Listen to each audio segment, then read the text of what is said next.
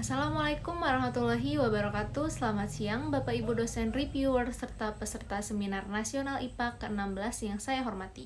Perkenalkan, saya Mutiara Nur Islami dari Program Studi Pendidikan Fisika Fakultas Matematika dan Ilmu Pengetahuan Alam Universitas Negeri Jakarta. Pada kesempatan ini, saya akan mempresentasikan artikel yang berjudul Pengaruh Model Pembelajaran Kolaboratif Problem Solving terhadap hasil belajar kognitif fisika peserta didik. Penelitian ini berfokus pada penerapan model kolaboratif problem solving dalam pembelajaran fisika, khususnya pada materi kalor.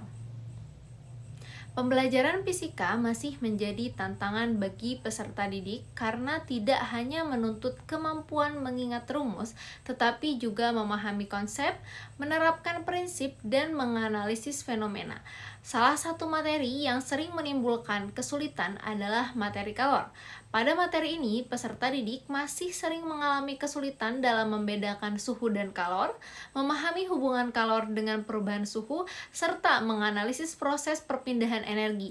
Oleh karena itu, pembelajaran perlu memberi ruang bagi peserta didik untuk aktif berdiskusi, menyampaikan gagasan, menguji pemahaman, dan memecahkan masalah. Salah satu model yang dapat digunakan adalah collaborative problem solving, karena model ini menekankan pemecahan masalah secara kolaboratif melalui diskusi, penyusunan strategi, dan evaluasi solusi.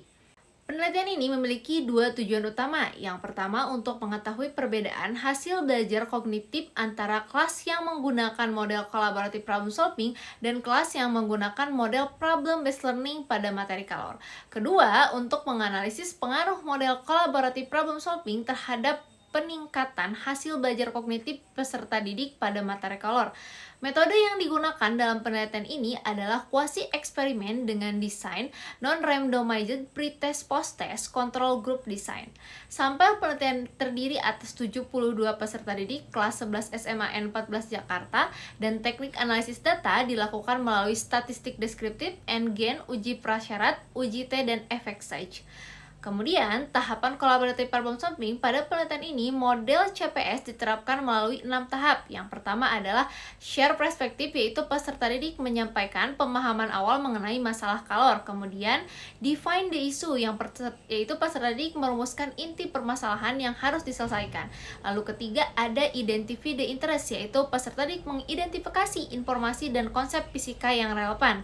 Kemudian yang keempat adalah generate option, yaitu peserta didik menyusun beberapa alternatif strategi penyelesaian masalah. Lalu yang kelima adalah develop a fair standard, yaitu menentukan dasar pertimbangan untuk memilih solusi yang paling tepat.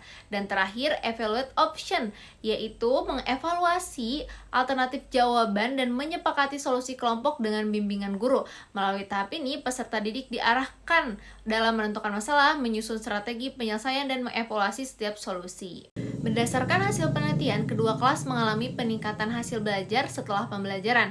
Pada kelas kontrol, rata-rata pretest sebesar 40,67 meningkat menjadi 79,56 pada post-test, dengan NGen sebesar 64,80% dan berada pada kategori sedang.